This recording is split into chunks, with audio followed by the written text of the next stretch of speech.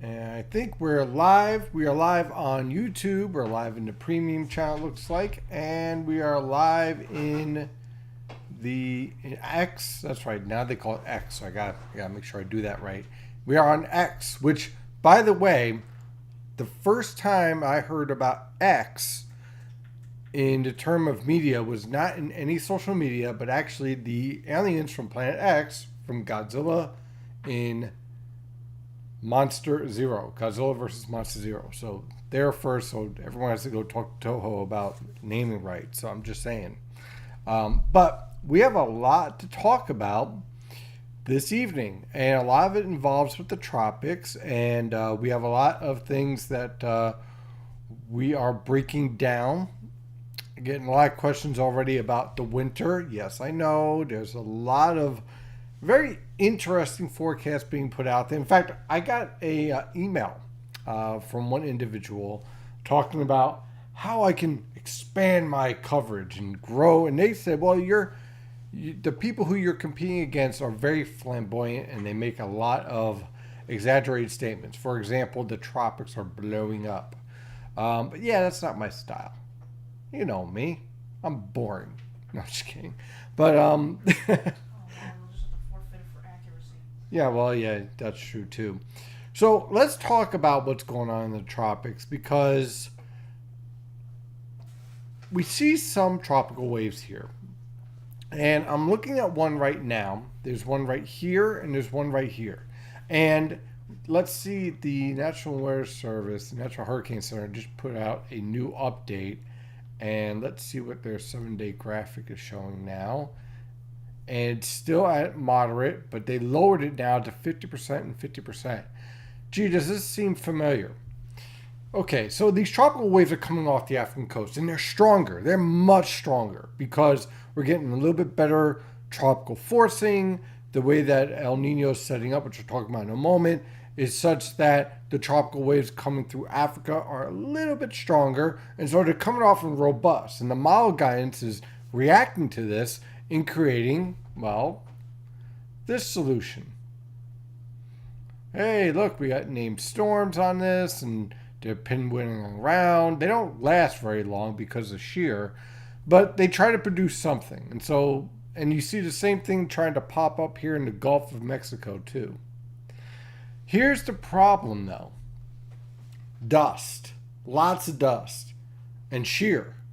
Lots of shear. Because this is El Nino year. So, what we're seeing here is that these waves come off and they're robust and they have a nice mid-level circulation at around 925 to roughly 700 millibars, somewhere in that ballpark there. So they're coming off, they have that mid-level circulation, they're feeding on the warm water, and then that dust, that dry air, is sapping it and killing it and basically not allowing the warm core low to intensify and organize. And I don't expect this to continue for the entire hurricane season because, I mean, early September is usually the peak. And I would be shocked if we didn't get any named storms between now and early September. I'm not saying that at all. I just don't see anything that will support an explosion of tropical activity. I just don't. Because, if anything, the conditions in the atmosphere, and we could pull up the winds. Let me pull up the winds here. And we'll pull them up at, let's do 500 millibar winds, right? Or we can do deep layer wind shear. That's perfect, okay? During El Nino, this unfavorable environment like this and this, it only gets stronger as we move forward. And that's with a weak El Nino. This is a strong one. I mean, Nino 1+2, which I'll show in a moment, the eastern zone, that is pretty strong. And what it usually does when it's in that area is that it enhances this jet streak even more. So if you're looking for an unfavorable environment for tropical development, and by this point we're getting into late August, this is it, okay? You have a lot of strong shear in the Gulf. You have a lot of strong shear showing up in the Atlantic. And of course, you still have all your dry air. And let's see if we could pull up some guidance on the dry air. Let's pull that up. Let's see. NASA's dust global model. Let's see how that looks like. We'll scroll down. We'll take a look at the tropical Atlantic. I know it's around here somewhere. Ah, here we are. Tropical Atlantic. So, we'll pull in this guidance here. And we'll see if 16Z is coming in yet. Oh, here we are. Okay, good. So, this is the newest one that came in from last night. And this right here is all your dust. So remember, dust is like diamond dust on a baseball diamond, right? Where you're trying to get rid of the moisture, you throw it around, you try to get rid of the puddles at second base so it dries up real fast, right? That's what this is. On a tropical cyclone, it zaps the ability for thunderstorms to go through the latent heat process, which is what drives the tropical systems. And well, this goes out quite a bit, and while we do see a decrease in the dust, it's still present. Especially in the Gulf, where you're supposed to be getting this low pressure system trying to develop. And you have more coming off the African coast.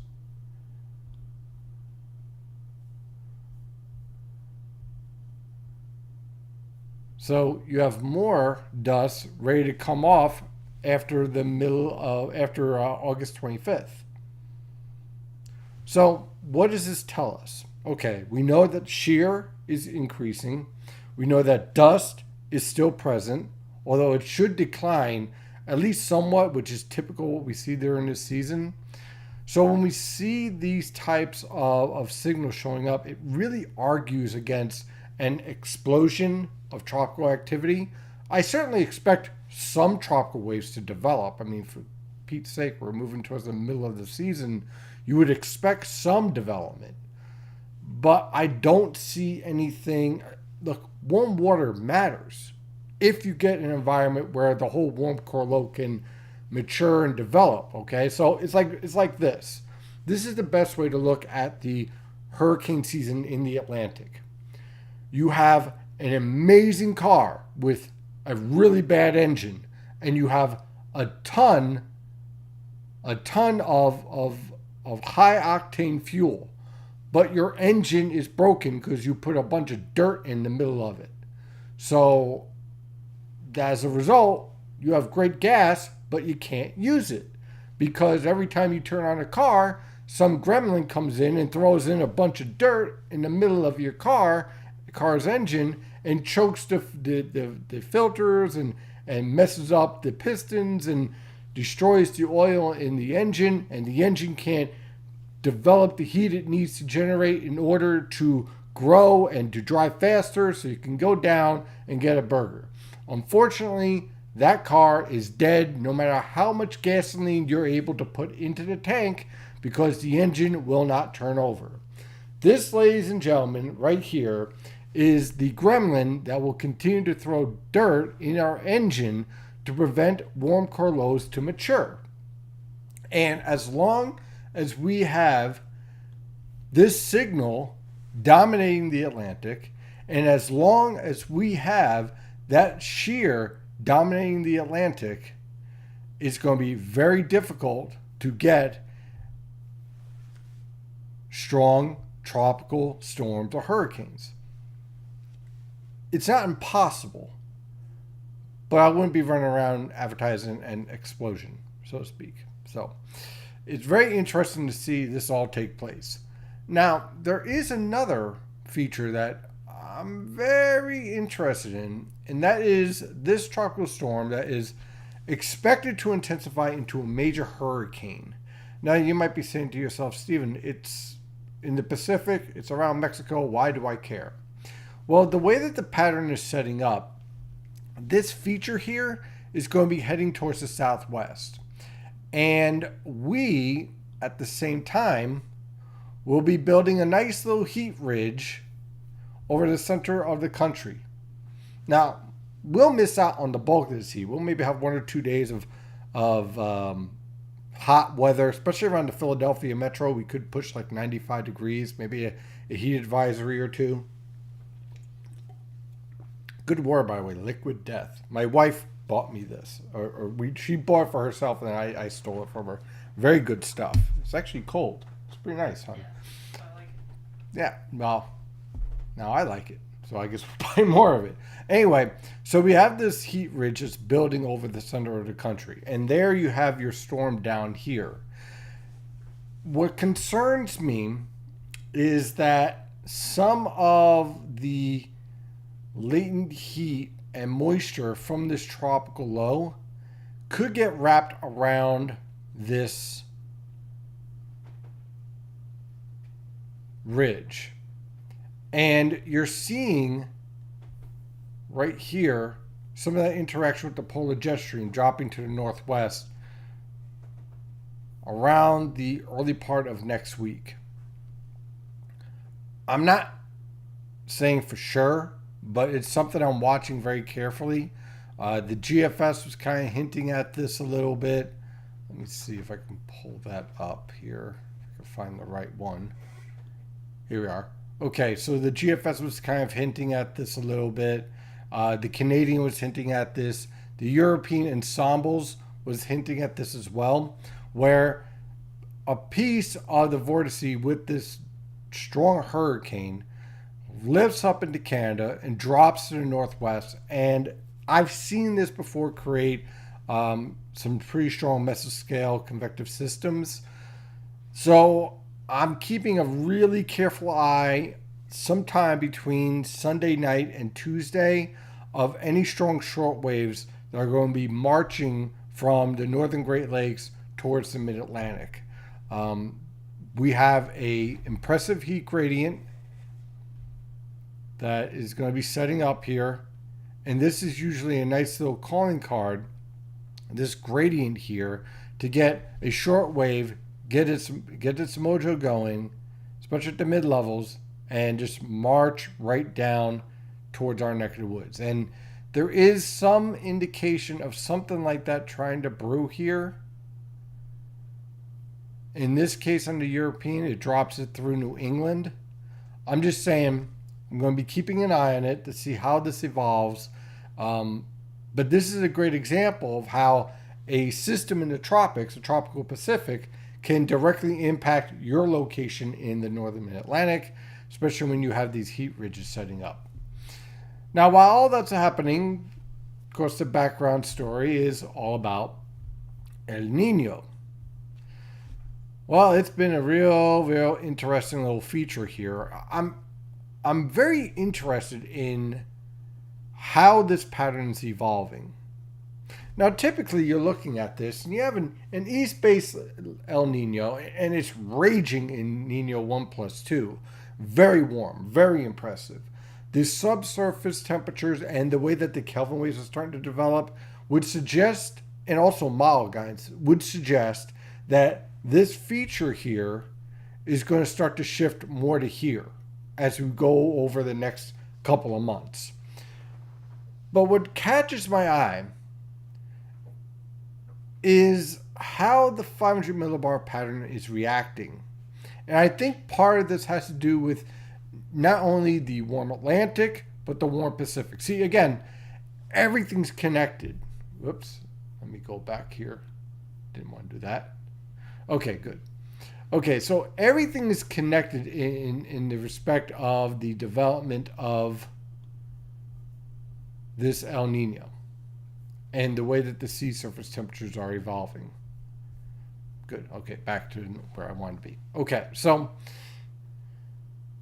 when I see this, it's not as simple as saying, we're going to take El Nino, copy and paste, that is the seasonal forecast. Have a good day, I'm going to go grab a beer. That's not how you do this. You have to ask some questions. Okay, we know we have an east-based El Nino, but we know that things are starting to change. And we know we have a warm northern Pacific and a very warm northern Atlantic. And the way that these different bodies of water and the anomalies associated with them are interacting with each other, they're influencing how the mountain torque is evolving over Asia and how the 500 millibar pattern is developing. And to really simplify this for you, so that way we don't start pulling out equations and talk about calculus, one of the best ways to really look at this is to say, okay, where is the tropical convection constantly forming? So convection on a satellite picture is a good way to kind of study, okay, where is the explosion of energy? Where is the lifting happening? Where is the vertical motion going up happening? Where is it being suppressed, sinking? And how is that interacting between the tropical region and the polar region? And so what we're seeing here, what we can watch here, is that we get some weak convection here where we have a very strong El Nino signal, right? And we have temperatures +2, +3 in this region, right? And we're just starting to see tropical development. It's been pretty quiet in the Eastern Pacific up until recently. The Western Pacific has been going nuts. And we have been seeing a lot of convection from the date line to the Western Pacific, which is not really typical of what you would expect with an east-based El Nino. You would expect that more down towards, I don't know, Hawaii, all right? So this is influencing the polar jet stream in that we keep on seeing a robust trough around the Aleutians. And we keep on seeing a nice ridge building here around Japan, a trough here, a ridge building in China, a trough around Japan. Trust me, those two guys, if I mix those up, they'll get ticked off. So yeah, China, Japan. So you have a trough here, and you're lifting up your tropical systems into the Sea of Japan and to the east of Japan, and that's transporting what? Moisture, tropical moisture, and latent heat energy. So now you combine those factors, and then you start to enhance your jet stream. And so what you start to set up is a constant feature of below normal heights around the Aleutians. And you're seeing that on multiple models. And we've been watching this evolve for several weeks and months. And this is when the forcing should not support this, so to speak. It should be a little bit closer to the Gulf of Alaska. And you should have this heat ridge pushing more towards Ohio rather than Iowa. So when I look at this, my question is why? What is happening? And so what I think is happening is that you have a combination of factors that are creating a interesting pattern. You have the moisture, the influence from the volcano, which we know is screwing around with the stratospheric evolution. We know we have a QBO changing, so that should increase our potential for high latitude blocking. We know we have above normal sea surface temperatures dominating the Pacific and the Atlantic. So what this will do is allow for rising air from the lower levels to the mid levels and enhance a lot of your jet stream couplets. And although we do have some warmer conditions on the continents, you still have that thermal gradient in place. So when you combine these factors together, this is leading to a shift in the way that our tropical convection is developing, and that's leading to a shift to our pattern. Now, if we continue to see this forcing evolve, and we start to shift our El Nino more towards, let's say, to the south of Hawaii and to the southeast of Hawaii, right around here, which is called a central-based El Nino, not a west-based El Nino. A lot of people kind of get that confused, think there's only east-based and west-based. There's east-based, which snow lovers do not want. There's central base, which is kind of a mixed bag. And then there's west base, which everyone cheers for because they think that it's a slam dunk for a snowy season. In reality, there is no slam dunk for any El Nino or La Nina because there's a lot of other factors to consider, not just that. But let's just say, for argument's sake, we'll keep this simple. A central base El Nino is kind of like a very wishy-washy individual who keeps on changing their mind of what they want to do. Okay?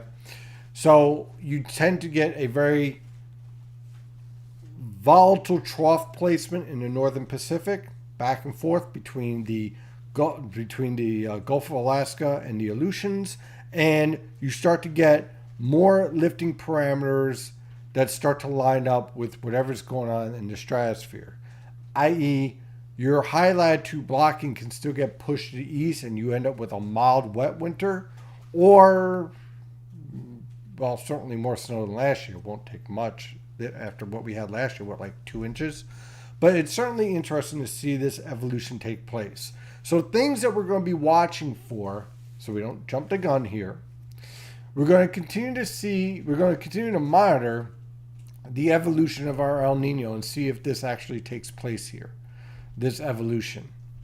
We're going to continue to keep an eye on our SOI, which tells us how the atmosphere is reacting to all these changes. Okay, right now this would be a weak to moderate signal from the SOI, not a strong signal yet. So that may be part of what we're seeing here as far as the disconnect. We saw this disconnect also with our La Nina, the last one, where it didn't exactly play out the way we thought it would because of different changes involved in the polar jet stream that we were expecting. So, in other words, the short waves just weren't timing out right. So it's interesting to see that we're seeing these type of forcing changes, and I think that there's some connection between what's going on in the stratosphere and what we're seeing here with the influence. Let me see if I can pull that up here. Here we are. Okay. So one of the ways I'm tracking the above normal moisture in the stratosphere is kind of trying to figure out how this is interacting with the ozone buildup. Because in the ozone buildup, you can study density in the atmosphere, density in the stratosphere, and then kind of get an idea of where our below normal heights and above normal heights start to set up and whether or not we could drive high latitude blocking. This is something I was typically want to see in mid-fall. So this is ahead of what I would expect in terms of the evolution. And one thing I'm noticing here throughout the summer is a focus in the Aleutian Islands and parts of Quebec. I'm not sure if that's going to continue for the entire cool season, for all of fall and winter, but it's certainly something I'm keeping a strong eye on because this is going to start to influence the way that our polar vortex is going to set up. And of course, we have other factors as well, as we're going to be watching snow growth, the sea ice evolution, and how the movement of the QBO, which again is, let's see, this feature right here. You see how these numbers are falling? This is a westerly wind component, right? Another way to look at it is like this. You see this wind component?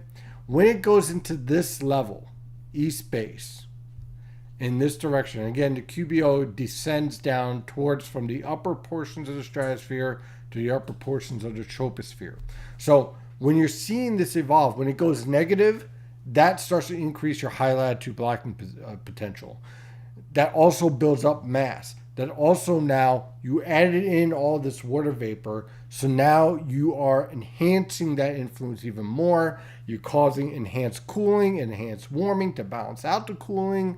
You're having a different change in the evolution and interaction between the upper troposphere and the stratosphere. So you got that coupling getting messed up. So now you have to figure out that while you have well above normal sea surface temperatures in the Atlantic and the Pacific, and of course you have your strong El Nino. You mix all that together, throw in a little chaos and maybe a little cinnamon, throw it up, shake it in, throw it in there. Then you start to develop your seasonal forecast. So you can see there's still a lot of work that needs to be done. So don't buy any of the seasonal forecasts that are being put out there now because they're missing 90% of the ingredients already. But certainly a lot of interesting signals showing up here that we really need to keep an eye on to see how this all takes place. In the meantime, we continue to have this pesky little stationary front, and let me just reset this here. Of course, this is from WeatherTap if you're interested. Great service. So we have a stationary front here and all these troughs. These troughs are driven by this positively tilted trough, and this shortwave slowly starting to exit. So we continue to get this southwesterly flow here. So you have the stationary front here. You have dry air in the mid-levels. That's all what this is. And then you have instability in the atmosphere. So that's going to produce some pop-up showers and thunderstorms for tomorrow. And then you have this monster coming in with an associated cold front. The core of this is going to head towards the St. Lawrence River Valley and towards New England. So I don't see us getting widespread showers and thunderstorms in this setup with that disturbance. But I do expect some isolated severe thunderstorms setting up on Friday afternoon. And this time it's going to be developing during the peak time of instability. So we're talking from 11 a.m. to about 3 p.m. That cold front's going to be moving through. And when it does, it's going to be interacting with the tropical air. And if you don't believe it's tropical, the dew point is 70 right now. It's 73 degrees. I'm ready to get rid of this stuff. But unfortunately, with the humidity around 90%, it's here. And it is going to be ready to be lifted. And when that comes through, I expect us to see some scattered showers and thunderstorms. And some of those thunderstorms could be severe. In terms of the type of severe weather, I'm thinking more straight line winds. I don't see much support for tornadoes in this, but then again, the way this season's been, even when it's been unfavorable, we've seen a little spin up. So we'll have to keep an eye on things, of course. This is the latest HRR. In fact, let me refresh this and see if I could pull in some more data here. Just a moment. There we go. So as you can see, as we go through the overnight periods, don't be surprised if we get a little bit of fog. So we quiet down a little bit, get a nice little inversion, some low clouds, especially with the moisture hanging around here. And then you start to get the pop-up showers and thunderstorms. Let me see if I can go to the regular one. Here are simulated. So you see how these little pop-ups are kind of swinging up as we move on through the day tomorrow. So what's causing this? So basically what we're seeing here is with the positively tilted trough that starts to give way, we have a nice southwesterly flow. So you're going to get these little pop-up showers and thunderstorms starting to take shape. Then the influence of the cold front coming in, you can see again the strongest lifting is all up here, which makes a lot of sense. See, when you're using a mesoscale model, even when you're going out to 39, 40 hours, if you're seeing a solution, ask yourself synoptically, does it make sense? In other words, in the larger scale of things, does this mesoscale solution make sense in the larger scale pattern evolution? And in this case, it does. Because where do you have your strongest lifting? It's all focused towards the St. Lawrence River Valley in North and New England. Where do we see the shortwave coming in? You see it coming in towards the St. Lawrence River Valley. Robust, very powerful, very impressive. And first, it's a negatively tilted trough, then it goes more towards a neutral trough. So it's a progressive moving cold front. This isn't going to last all day. So it's going to be moving at a pretty good clip.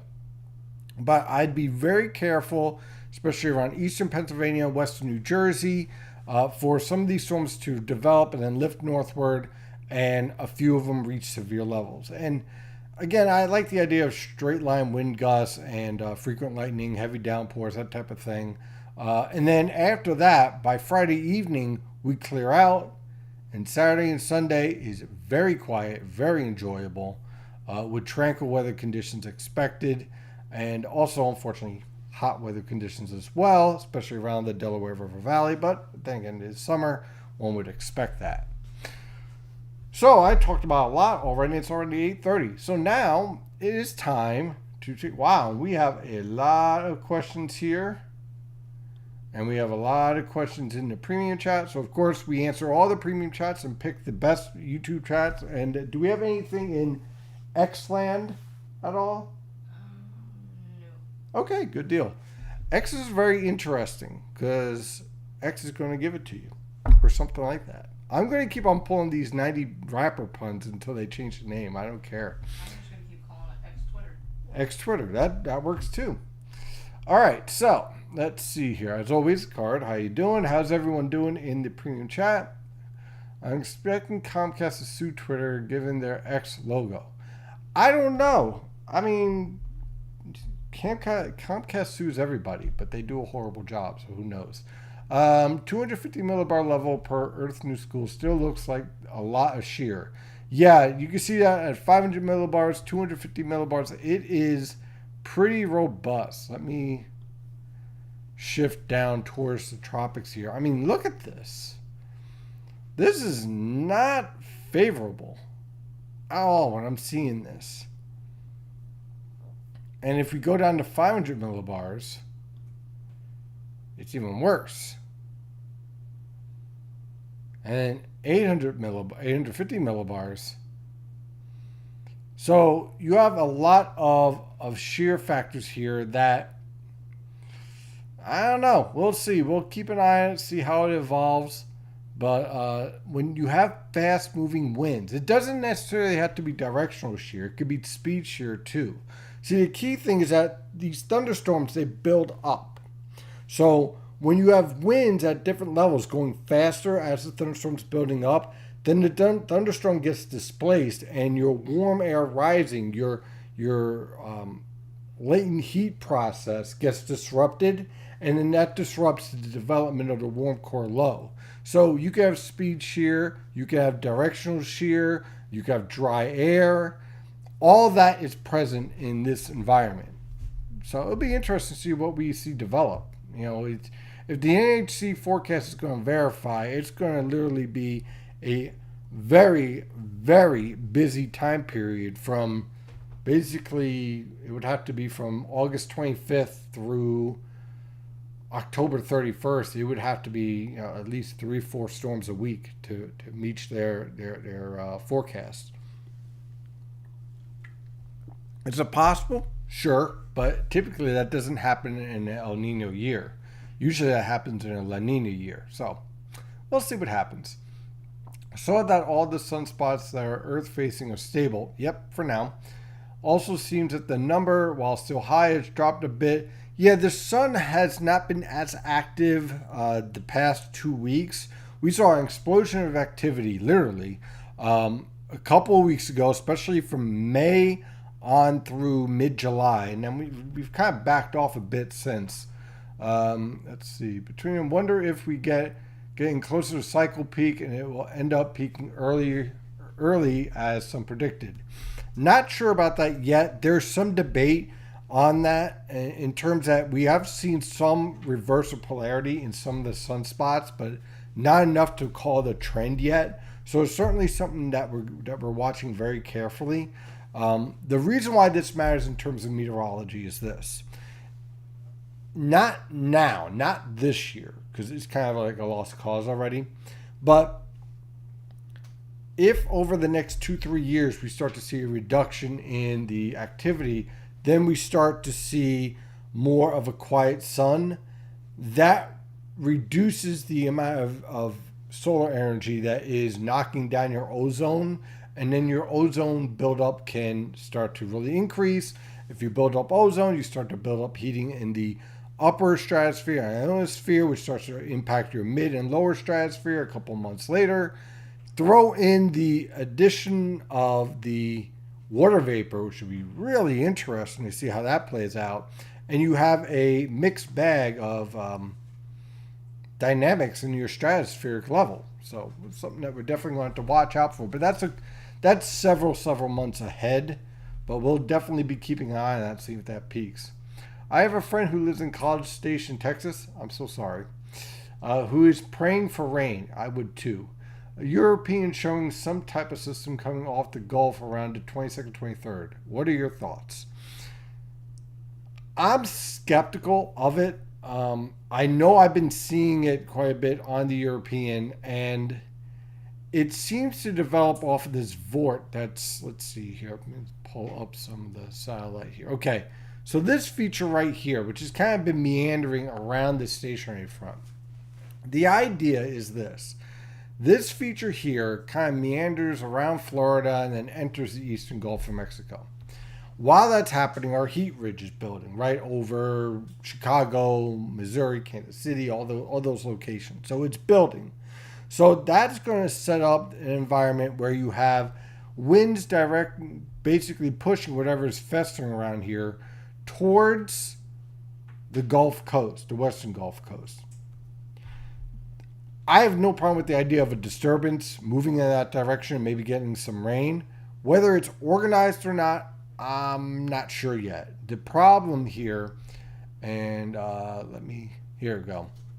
You see, the problem here is all this dry air that's kind of sinking down towards the Gulf.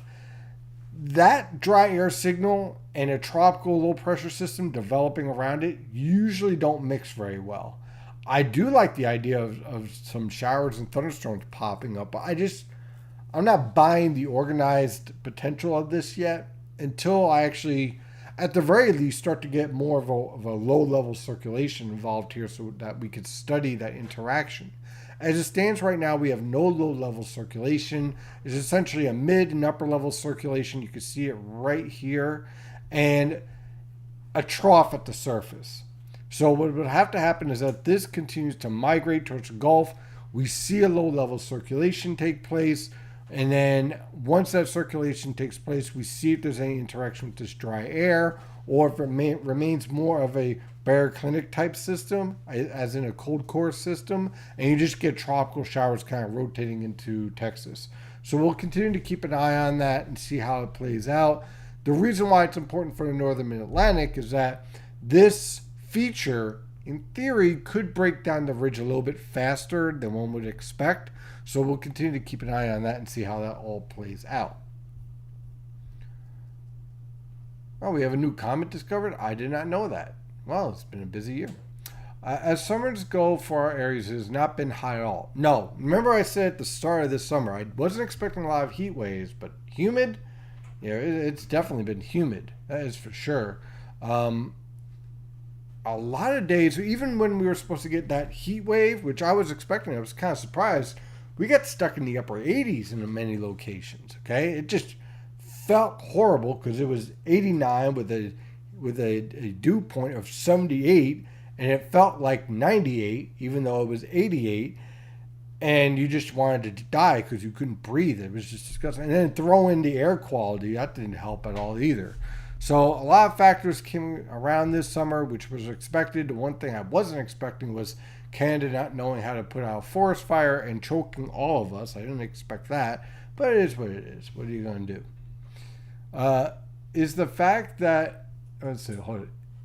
Is the fact it is so much warmer in zone 1+2 and there's convection there, is that suppressing convection in region 3 and allowing convection to fire by the date line because that is far enough from the sinking air, and continuing convection just keeps the cycle going? And if so, the water vapor in the stratosphere contributes to this. The only problem with that theory is that it's only been recently that we've seen convection in 1+2. It's actually been pretty quiet. Since what? March, we've seen convection starting to fire around the dateline and just become more robust as we move through spring and into the summer months. And as we've seen this convection, we've seen this signal with the Aleutian low. Now, typically with El Ninos, the Aleutian low is more robust. But the idea with an east-based El Nino, why snow lovers absolutely hate an east-based El Nino, is that the trough or upper level low in the Aleutian around the Aleutian Islands shifts towards the Gulf of Alaska. This displaces the ridge to the east over North America, and then displaces the trough over the eastern United States to the east more towards the immediate coast, which then sets up an environment where your high latitude blocking is more of a positive NAO or a positive, not positive, a east-based negative NAO, which then leads to warm and wet solutions for the mid-Atlantic and a little bit of snow for New England. And then every so often, Atlantic gets shut down with an ice storm for 3 or 4 weeks. So that's typically with an east-based El Nino. What's interesting is that it's not exactly behaving that way. So now the questions you have to ask is, if it shifts more towards a central base, how does that influence the convection? Or are we seeing the polar jet stream evolve in such a way that it interacts with a convection because of the changing wavelengths of the jet stream, because we're heading towards winter, and you get that convection fire around the date line and towards Hawaii, that will enhance your pattern to support a better potential for high latitude blocking and a west-based negative NAO. That all depends if we actually see that shift. So what can we rule out? We can rule out La Nina, obviously. Throw that out. We can rule out neutral season. That's gone. We can rule out weak El Nino, regardless of orientation. That's gone. And we can rule out west-based, Maduki, whatever you want to call it, El Nino, where the warmest conditions are in Nino 3.4 and 4. So that's gone. Throw that in the garbage. So now you're left with two solutions here. A moderate to strong east-based El Nino or a moderate to strong central-based El Nino.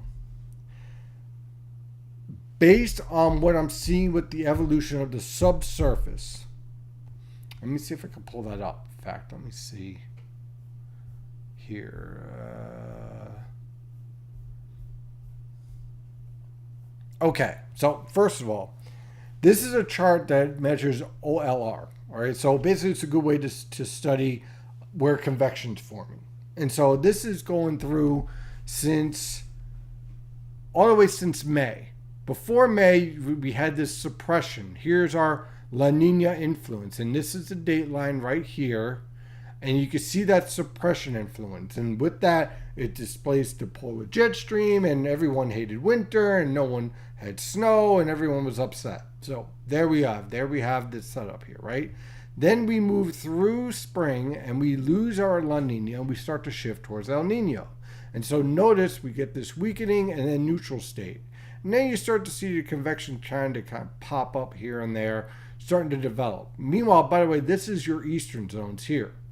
Now, when your east-based El Nino is taking shape, you're starting to see very weak suppression here and more focus around the date line.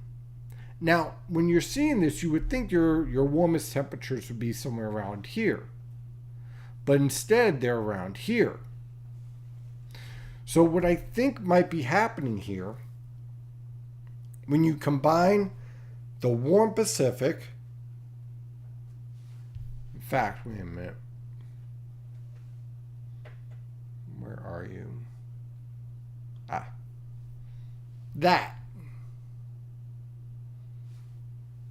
That's it.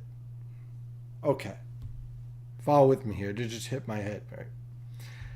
You have all this warming taking place, right? And you have all this warm water here.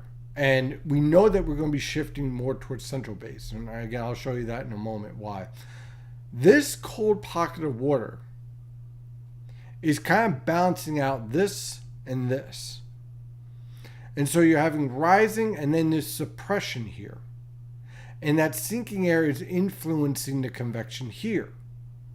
Now we're finally getting some convection building here, but again, it's not that impressive for with the type of warm water we have here. You're seeing a lot of your focus here. Why? Because you're getting this low-level thermal gradient set up here between the warm water and here. Now you set up that gradient. Now, look where you're seeing your convection. Right around that gradient. which would set up your dateline development of convection. And it lines up perfectly all the way back here. And where are we seeing that gradient? Where are we seeing that gradient? Here, warm, cold, warm. And that lines up perfectly with where we're seeing the convection playing out. Warm, cold, warm. Interesting, right? So we're seeing a lot of this play out here. We're going to have to monitor this evolution and see how this all plays out. But as I was saying, we are seeing this constant influence. It's not just recently. It's been going on throughout the entire summer. And you can see the counterbalance here as a result. You also see that here in our trade winds.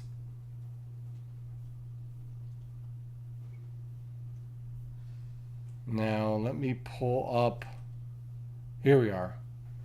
So what I'm watching here with the subsurface here is that I'm seeing a gradual shift in our sea surface temperatures back towards this region here. Beforehand, it was just focused around 110 west to 80 west. Now we're seeing it push out to 140 to 110 west. So we're starting to see that shift in your warmest temperatures. Again, this isn't going to be like a switch. This is going to be gradual, so that by the time we get to late October, November, that's when we should start to see at the surface. This is all subsurface. At the surface, that shift.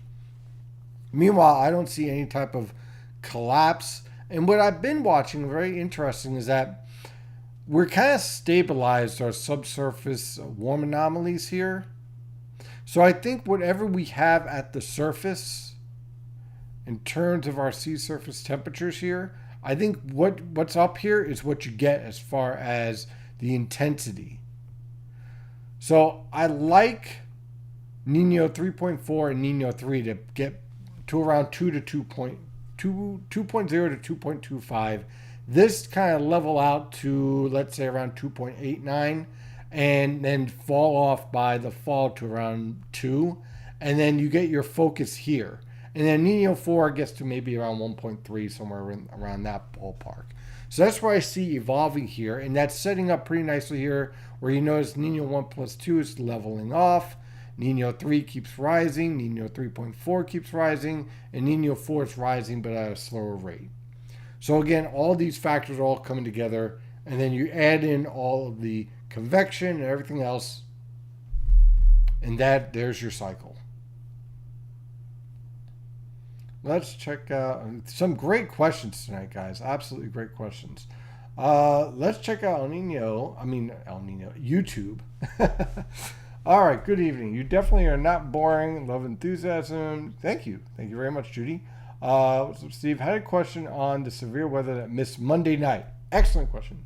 I know about the standard daytime heating severe thunderstorm scenario, but what factors made that situation scary? Okay, the key, Jay, in that situation that I was watching very carefully was the 850 millibar jet. And actually, I explained as to why we missed that severe threat in the premium discussions, in the premium severe threat analysis in the mornings. That's why you can become a premium member. Just wanted to share that, just in case you want to help out the channel for $11 a month.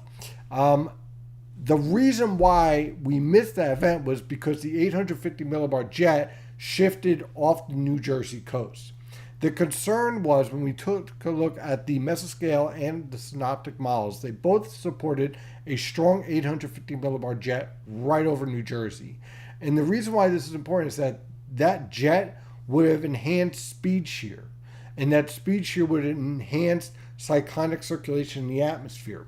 So then you have all this moisture, all this heat built up, ready to be lifted, and also turn at the same time. So when you combine those factors with that jet streak, that empties up the potential for supercell severe thunderstorms to develop at midnight when everyone's sleeping and everyone's going to turn off their phone. You get a tornado warning and people aren't prepared. That's what made it kind of scary.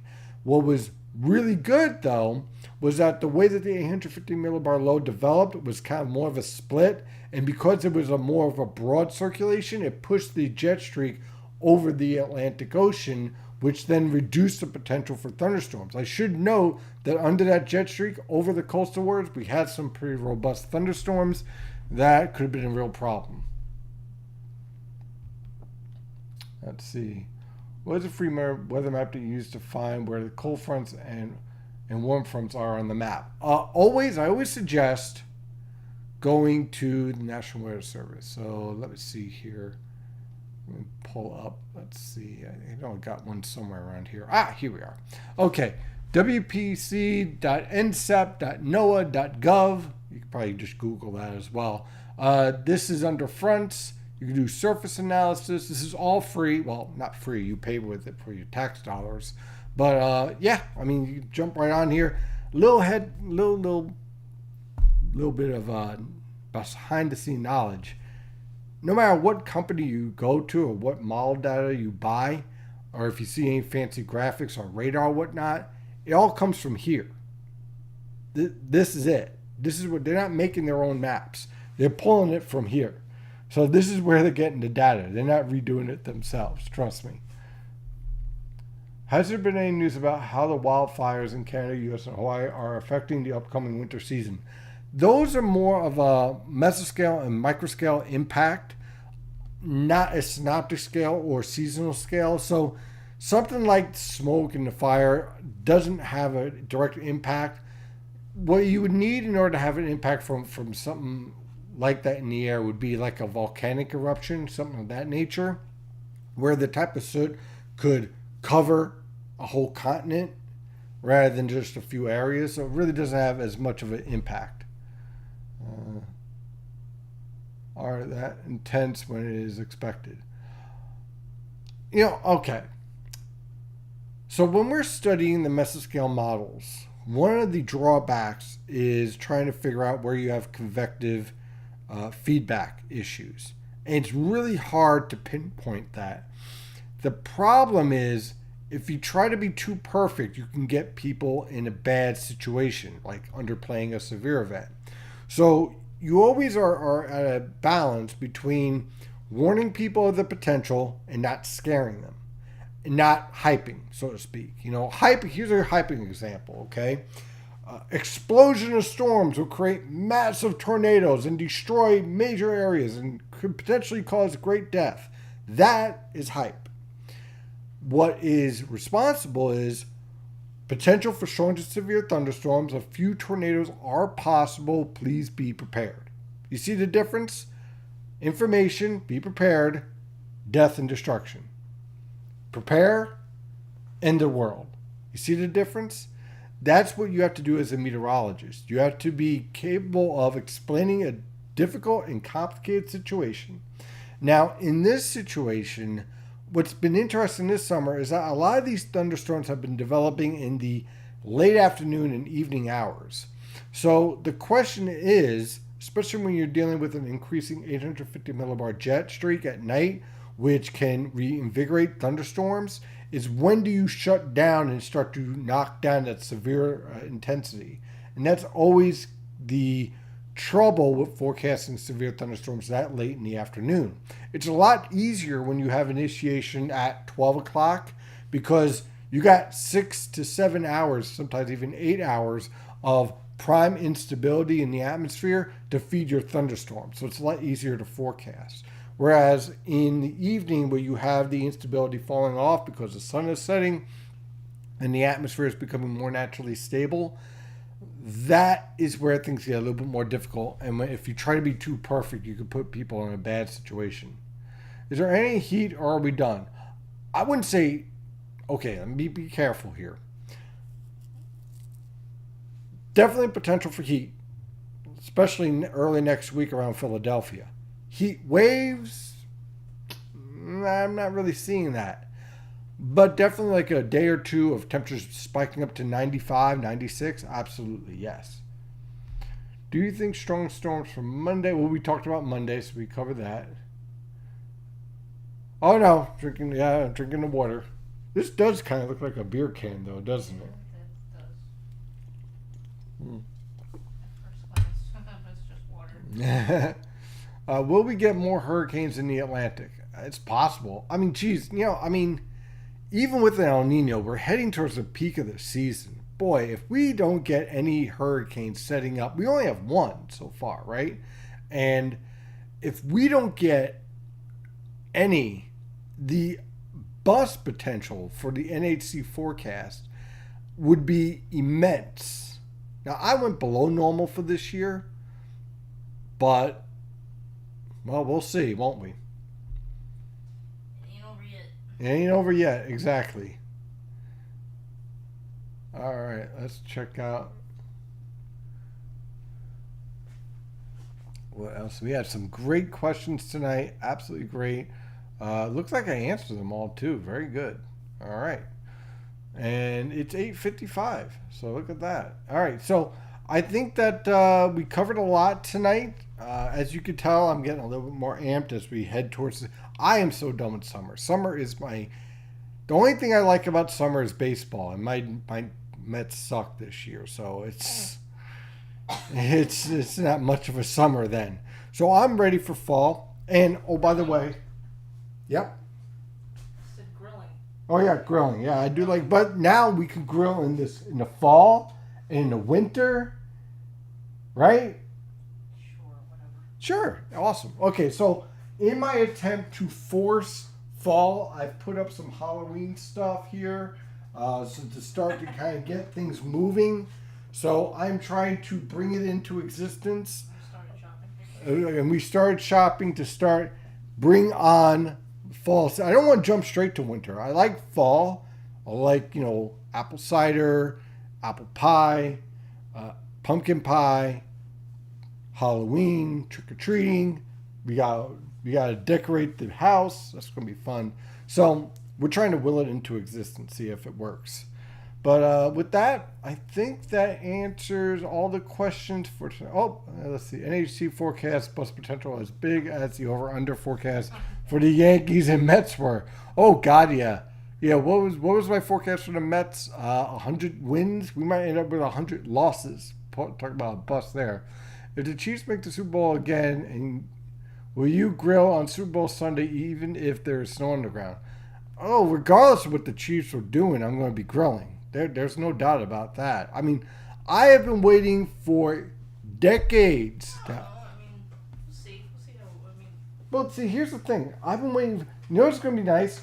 We can order chicken wings, and I can make grill us burgers. And we got burgers and wings. I was gonna say you can always just relax and watch the game. You don't have to cook. Well, no. I'll grill before the game. We'll have everything all set up, and then I watch the game. Right? That would work, right? We'll see. That's a ways. We'll start grilling at 12. We'll have everything done by 6. We have a long way to go. Yeah, well, we'll have to make the plans. We'll have to make the plans. We'll get there. But I think that's it for tonight. It's almost up, and I think I answered all the questions that we were looking to answer. We invited. We're still putting together the house. Yeah, exactly. So we're working on that first. I had to have my parents over first before I invite other people, right?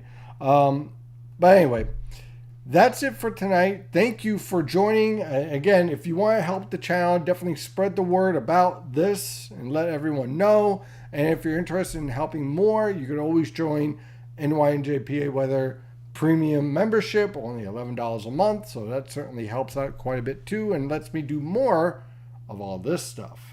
Just wait till we get winter storms and I had this whole setup platform all ready to roll. That's going to be fun. Okay, guys, have a wonderful night. And as always, stay safe out there.